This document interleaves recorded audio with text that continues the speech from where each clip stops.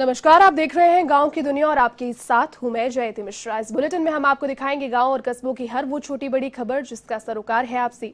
तो आइए शुरू करते हैं गांव की दुनिया का आज का सफर। मानसूर में एक बार फिर से A1 टीवी की खबर का असर देखने को मिला। आपको बता दें कि पश्चिम बंगाल विधानसभा चुनाव में ड्यूटी के दौरान पद्मा नदी से लापता हुए जवान मायाराम गुर्जर को लेकर विधायक शकुंतला रावत ने प्रेस वार्ता की।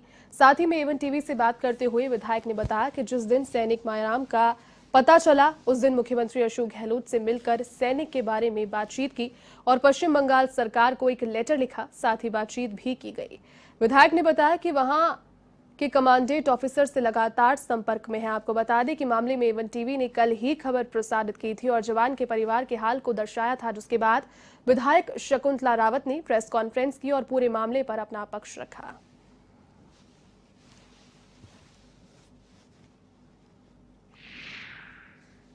लगता कि मैं एक माँ भी हूँ, बहन भी हूँ, बेटी भी हूँ, पत्नी भी हूँ, तो मुझे नहीं लगता कि किसी चीज़ को बाहर अखबार में दे करके या फिर कागजी में कार्यवाही करूँ। मैंने तो बताया ही तब था जब पूछा मुझसे मीडिया ने। नहीं, मैंने पूरी प्रक्रिया की, मेरे पास पूरी फाइल तैयार रखी है उनकी और मेरा लेटर पैड और वहाँ लिखने का लेटर पैड। उनके आर्मी को भी मेरी कमांडेंट से जब बात हुई, कमांडेंट साहब बोले मैडम ये अभी हट जाए कोरोना, फिर आप और हम बैठ के बात करेंगे कि किस तरीके से क्या हो सकता है, क्या प्रोसीडिंग है, आर्मी के नियमों के तहत हम क्या कर सकते हैं, वही हम कर देंगे। लेकिन अभी हम इसको सिविल कोर्ट के जो हमारी कोर्ट लगेगी उसी के अलावा हम नहीं कर सकते। तो मुझे नहीं लगता कि मैं उस चीज़ को इस तरह से दिखाऊं कि मैं वहाँ गई थी। एक ये मार्मिक बात, एक ये हृदय विदारक जो बातें होती हैं उनको सहन करना कोई मामूली बात नहीं होती है। तो उस चीज़ पे मैं दिखाना मैंने चाहा नहीं। बाकी आप अगर वहाँ से पूछेंगे तो ऐसा कोई दिन नहीं होगा जब मेरी बात में। नागौर के परबतसर विधायक रामनिवास कावड़िया ने नेताजी सुभाष चंद्र बोस स्टेडियम का निरीक्षण किया। विधायक ने इस पर बताया कि स्टेडियम में इस बार बजट के अनुसार सौंदर्यीकरण का कार्य करवाया जाएगा, जिसमें खिलाड़ियों के लिए ड्रेसिंग रूम, साथ ही में दर्शकों के लिए अलग से सीढ़ीनुमा टीन शेड की व्यवस्था भी की जाएगी। इसके अलावा स्टेडियम की दीवार के पास चारों तरफ एक गोल ट्रैक भी बनाया जाएगा, जिससे आर्मी और अन्य भर्तियों की तैयारी करने वाले युवाओं को इसका लाभ मिल पाएगा।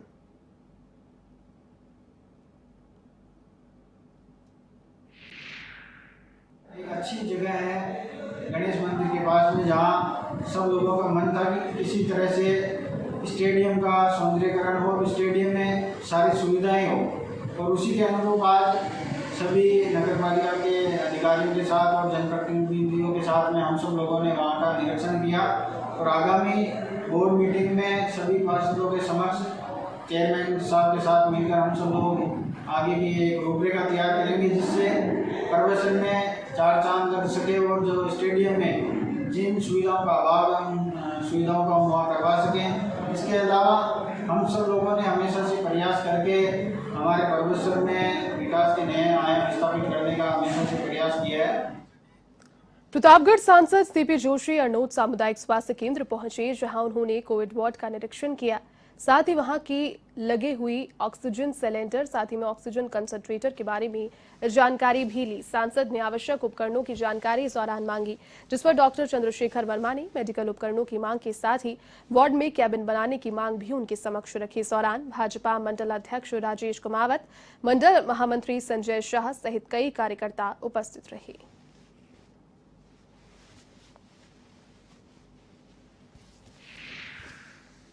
देश में नरेंद्र मोदी जी की सरकार के 7 वर्ष होने पर पार्टी के कार्यकर्ताओं ने, पार्टी ने तय किया कि हम कोई उत्सव के रूप में नहीं बल्कि एक सेवा के कार्य में मोदी जी के इस कार्यकाल को मनाएंगे।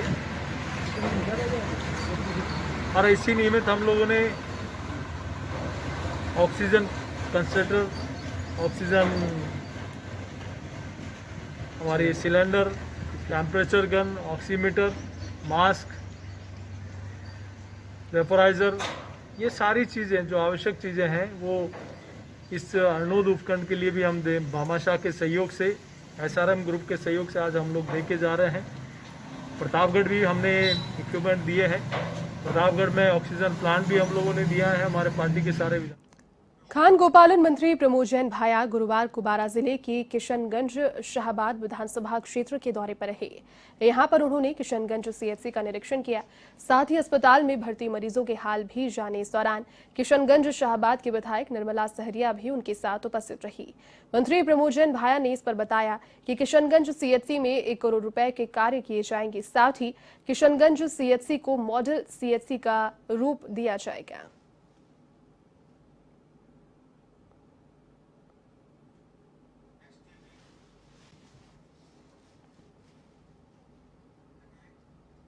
टोंक के देवली में विधायक हरीशचंद्र मीणा ने गुरुवार को कोरोना ऑक्सीजन की कमी से जूझ रहे रोगियों को बड़ी राहत देते हुए राजकीय अस्पताल परिसर में प्रस्तावित ऑक्सीजन प्लांट का शिलान्यास किया।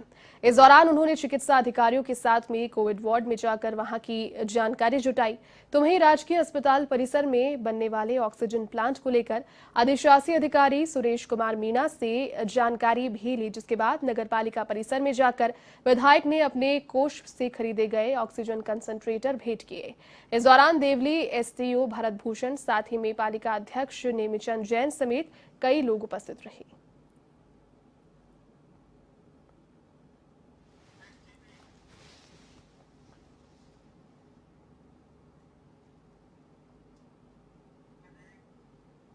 नगरपालिका प्रशासन ने 2 प्रतिष्ठानों पर कार्रवाई की खबर आपको चौमू से बता रहे हैं। बड़ी कार्रवाई हुई। एमबी होटल तथा मिष्ठान भंडार और एसबी मिष्ठान भंडार को सीज किया गया। बता दें कि MB hotel and Mishthan Bhandar संचालक ने बार-बार कोरोना गाइडलाइन का उल्लंघन किया। पहले उसे कई दफा चेतावनी दी गई थी। एमबी मिष्ठान भंडार पर चौमू पुलिस भी कार्रवाई कर चुकी है। दरअसल कोरोना गाइडलाइन का उल्लंघन करने पर चालान किया गया था। होटल संचालक मदन बागड़ा को भी गिरफ्तार किया था। बावजूद उसके एमबी मिष्ठान भंडार पर चोरी छिपे कचौरी, समोसे और मिठाई की बिक्री हो रही थी। एमबी मिष्ठान भंडार को 3 दिन के लिए अब सीज किया गया है, तो वहीं एसबी मिष्ठान भंडार को भी अगले 3 दिन के लिए सीज कर दिया गया है।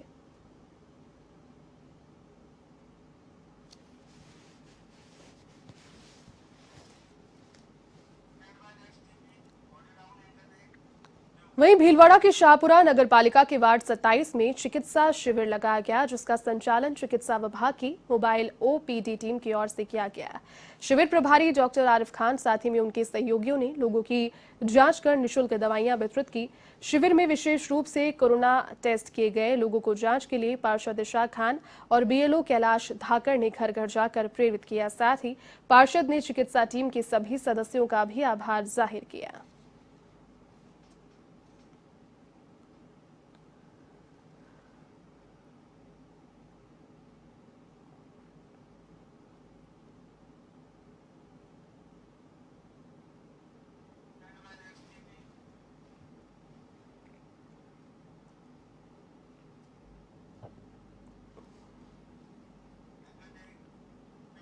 हिंडौन सिटी में भ्रष्टाचार निरोधक ब्यूरो की टीम ने नगर परिषद के पूर्व संविदा कर्मचारी को 12,000 रुपए की रिश्वत लेते हुए रंगे हाथों गिरफ्तार किया।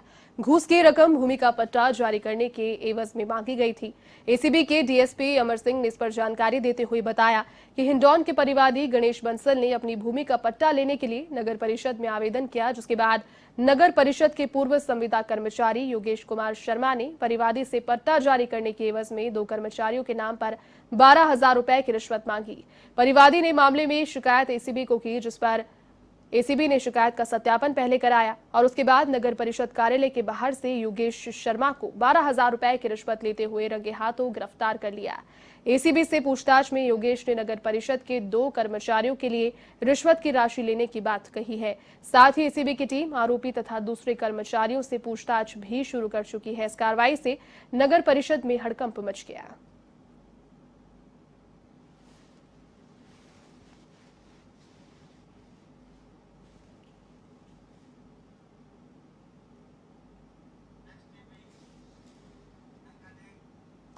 अब खबर श्री गंगानगर की सूरतगढ़ से है, जहां भारत फाइनेंस कंपनी के कार्यालय में 3 बदमाशों ने बंदूक की नोक पर 4,34,000 रुपए तथा 2 मोबाइल लूट लिए। सूचना मिलने के बाद डीएसपी शिवरतन गोदारा और सिटी पुलिस के एसआई ओम प्रकाश मान मौके पर पहुंचे, साथ ही में घटनास्थल का निरीक्षण उन्होंने किया। इसके बाद क्षेत्र में नाकाबंदी करवाई गई, लेकिन बदमाशों का कोई सुराग हाथ नहीं लग पाया। फाइनेंस कंपनी के कर्मचारी ने इस पर जानकारी देते हुए बताया कि श्रीगंगानगर निवासी मयंक शर्मा ने मैनेजर से काम दिलवाने का आग्रह किया, साथ ही में चला गया, जिसमें कुछ देर के बाद वो अपने साथियों के साथ हथियार लेकर पहुंचा और 4,34,000 रुपए और मोबाइल लूटकर फरार हो गया। फिलहाल पुलिस इस पूरे मामले की जांच कर रही है।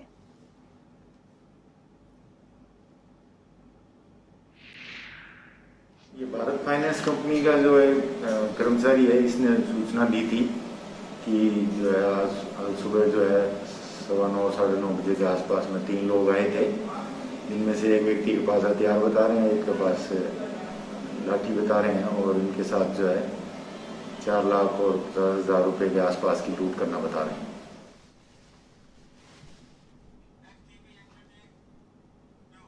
तो वहीं पाकिस्तान से भारत में हेरोइन की तस्करी का बड़ा भांडाफोड़ बीएसएफ ने किया। संभवतः अब तक की सबसे बड़ी कार्रवाई करते हुए बीएसएफ ने 56 किलो हेरोइन को बरामद किया है, जिसकी अनुमानित कीमत करीब 270 करोड़ रुपए आकी जा रही है। हेरोइन पीवीसी पाइप में डालकर तारबंदी के उस पार से भारतीय सीमा में दाखिल कराई गई, लेकिन आंधी और तूफान के बीच बीएसएफ के जवानों ने इस कार्रवाई को अंजाम दिया। हालांकि पीवीसी पाइपलाइन को यहां पहुंचाने वाले पाकिस्तानी तस्कर जो थे वो भागने में इसमें सफल हो गए।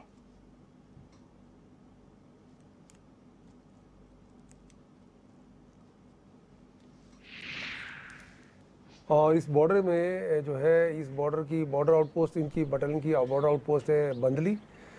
इस पूरे एरिया में जो है हमें कुछ इन्फॉर्मेशन थी, हमारी इंटेलिजेंस ब्रांच जो थी वो एक्टिव थी और 10-15 दिन से वो जो है इस मौके का तलाश में थी कि ये लोग कब ऐसी कोई हरकत करें और उनको हम पकड़ें। और इस अंजाम को देने में बटालियन कमांडेंट और हमारे डीसीजी, हमारी इंटेलिजेंस ब्रांच और हमारे कंपनी कमांडर और मैं खुद यहाँ मौके पे आया था, पूरा रैकी करके गया था। अभी पिछले कुछ दिनों में आपने देखा होगा, हम वहाँ एक इवेंट करने आए थे, उसके बाद हम बॉर्डर पे आए थे।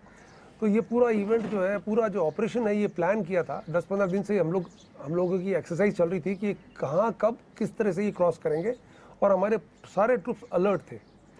और ये आज रात को जो है तकरीबन 1:30 से 2 बजे के बीच में हमें जो है इंफॉर्मेशन मिली कि साहब इस एरिया से जो है ये क्रॉसिंग हो सकती है। बट जिस जगह पे हम लोग वेट कर रहे थे वहाँ ना करके दूसरे जगह पे इन लोगों ने अटैम्प्ट लिया। और पाकिस्तान से जो है जो हमें खबर लगी कि साहब एक गाड़ी भी 1 बजे करीब जो है। झालावाड़ जिले के सुराला पुलिस ने अवैध हथियारों की धरपकड़ का अभियान चलाया हुआ है, जिसमें कार्रवाई कर एक आरोपी को देशी टोपीदार बंदूक, एक नाली सहित गिरफ्तार किया गया। थाना प्रभारी रघुवीर सिंह ने इस पर बताया कि पुलिस को गश्त के दौरान सूचना मिली थी कि दौलाद रोड छापी नदी की पुलिया पर कुछ लोग अवैध हथियार को लेकर जंगली जानवरों का शिकार करने वाले हैं। सूचना पर कार्रवाई करने के समय एक व्यक्ति पुलिस की गाड़ी को देखकर भागने लगा। पुलिस ने उसे पकड़ा तथा उसके कब्जे से टोपीदार बंदूक बरामद की, जो कि बगैर लाइसेंस की थी।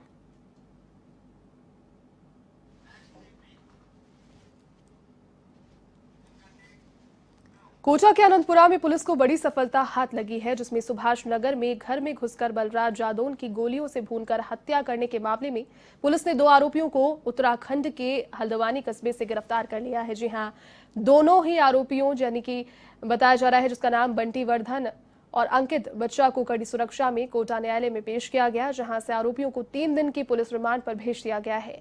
साथ ही आरोपियों से अन्य फरार आरोपियों के बारे में पूछताछ जारी है।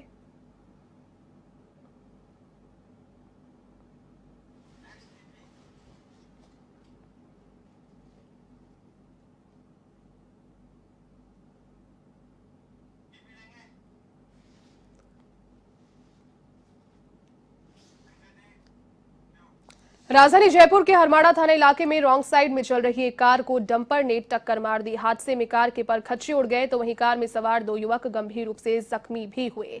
मामले की सूचना मिलने के बाद पुलिस और हाईवे पेट्रोलिंग की गाड़ी मौके पर पहुंची। पुलिस ने दोनों घायलों को एम्बुलेंस की सहायता से अस्पताल भिजवाया। साथ ही पुलिस ने दोनों वाहनों को जब्त कर आगे में जांच भी प्रारंभ कर दी।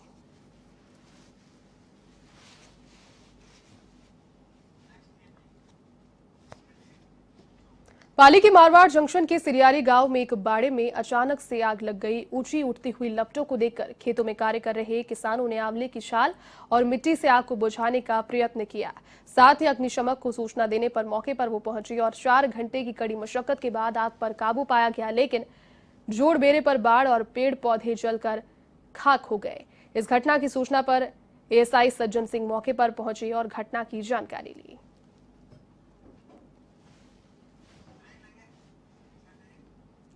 फिलहाल बजरी खनन पर सुप्रीम कोर्ट की रोक के बावजूद प्रदेश में अवैध बजरी खनन जोरों पर जारी है। बाड़मेर के गुड़ामालानी क्षेत्र में लूनी नदी में भी अवैध बजरी खनन जोरों पर चल रहा है। पुलिस प्रशासन की मिलीभगत के चलते खनन माफियाओं में लूनी नदी की खोज लगातार छलनी कर दिया है। आपको बता दें कि आरजीटी पुलिस थाने के सामने से बजरी से भरे वाहन धड़ल्ले से होकर गुजर रहे हैं, लेकिन पुलिस अभी तक इस पर मूक दर्शक बनी बैठी है।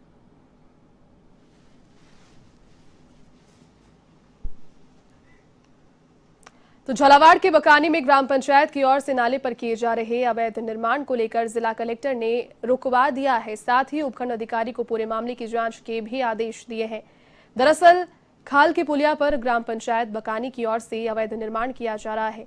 वहां पर दुकानें बनाई जा रही है, जिसकी सूचना प्रमोद शर्मा ने जिला कलेक्टर हरिमोहन मीणा को दी। जिला कलेक्टर ने मौके पर पहुंचकर तुरंत प्रभाव से निर्माण कार्य को रुकवाया। साथ ही उपखंड अधिकारी मोहम्मद जुनैद को जांच के आदेश दिए।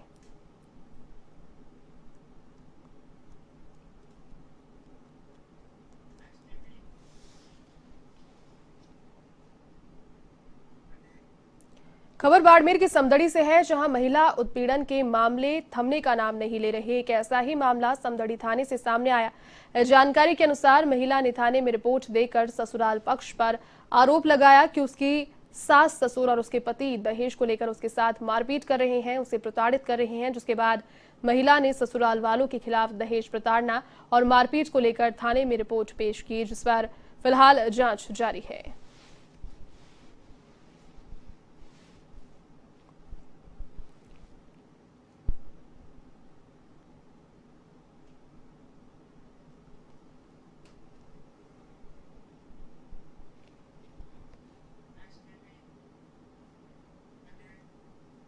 भीलवाड़ा के शाहपुरा के धनूप गांव में 2 भाइयों ने सुसाइड करने के मामले में फुलिया कला पुलिस ने 2 बाल अपचारियों को निरुद्ध किया है। एसएचओ भागीरथ सिंह की अगुवाई में ये कार्रवाई की गई। पुलिस उप अधीक्षक प्रियंका कुमावत ने इस पर बताया कि इस सुसाइड मामले में 7 लोगों को नामजद किया गया है, जिसमें से 3 आरोपियों को पूर्व में गिरफ्तार भी किया जा चुका है। जिसके बाद 2 बाल अपचारियों को निरुद्ध किया गया है। शेष 2 आरोपियों को जल्द ही गिरफ्तार कर लिया जाएगा।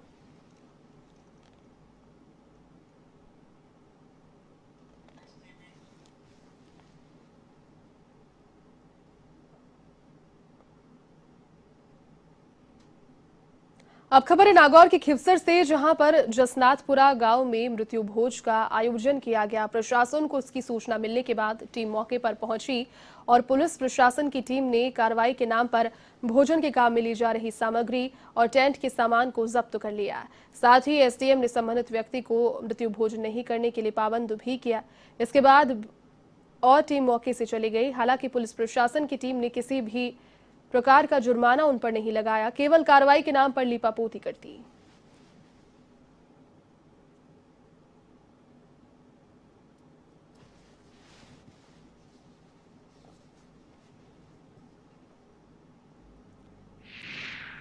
ग्राम जसनाथपुरा में मृत्यु भोज की सूचना पर मैं थानाधिकारी खींवसर और एसडीएम साहब खींवसर मौके पर पहुंचे।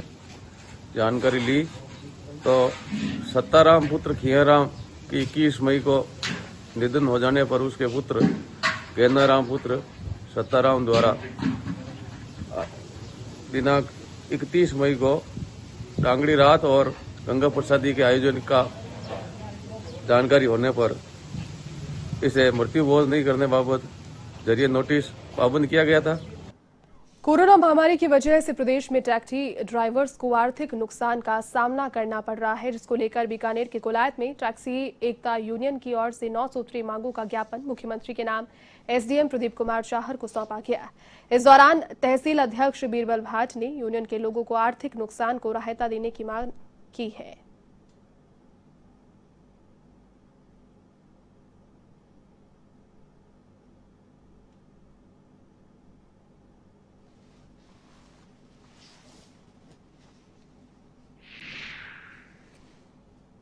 कोरोना चल रहा है, इस महामारी के कारण ड्राइवर और मालिक, टैक्सी मालिक परेशान हो रहे हैं। इसके लिए आर्थिक मतलब नुकसान हो रहा है।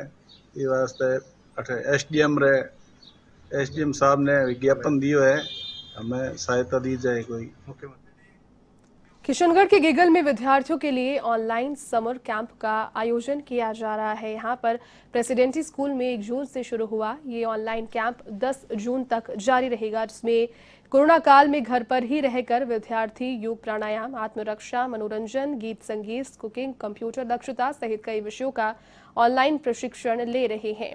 स्कूल के टीचर जो हैं वो घर पर ही बच्चों को उनकी रुचि के अनुसार प्रशिक्षित कर रहे हैं, जिससे विद्यार्थी जागरूक होकर कई विषयों की ट्रेनिंग ले रहे हैं। इसका मकसद कोरोना महामारी के दौर में खुद को स्वस्थ और प्रसन्न रखने के साथ ही व्यस्त रखना भी है। प्रेसिडेंसी स्कूल के चेयरमैन जीएस सिंघवी का मानना है कि प्रत्येक बच्चे में एक प्रतिभा छिपी होती है, जरूरत है उसको तराशने की, और इसी प्रतिभा को तराशने के लिए ये कैंप लगाया गया है। विद्यालय डायरेक्टर गरिमा सिंघवी का मानना है कि विद्यार्थियों के सर्वांगीण विकास के लिए सभी कौशल आवश्यक है। साथ ही महामारी काल में मानसिक रूप से स्वस्थ रहने के लिए खुद को व्यस्त रखना भी बेहद आवश्यक है। ऑनलाइन कैंप से विद्यार्थियों की सुरक्षा का पूरा ख्याल भी रखा जा रहा है। समर कैंप का आयोजन अलग अलग विषयों तथा कक्षा के अनुसार किया जा रहा है। विद्यालय की प्रधानाचार्य अंजुला शर्मा ने बताया कि संपूर्ण अजमेर जिले में प्रेसिडेंसी विद्यालय की ओर से विद्यार्थियों को निःशुल्क डिजिटल प्लेटफॉर्म उपलब्ध कराया गया है, जिसमें कैंप के लिए 200 से अधिक विद्यार्थियों ने रजिस्ट्रेशन करवाया।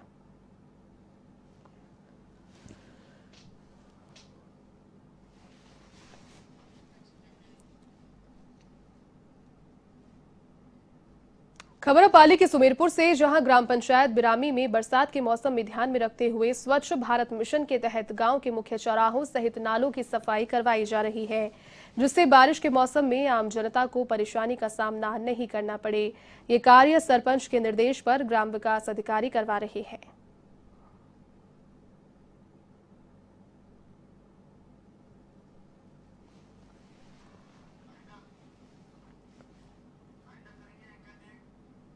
चलिए गांव की दुनिया के आज के सफर में फिलहाल के लिए बस इतना ही। देश और दुनिया की तमाम बड़ी खबरों को देखने के लिए आप देखते रहिए A1 टीवी। नमस्कार।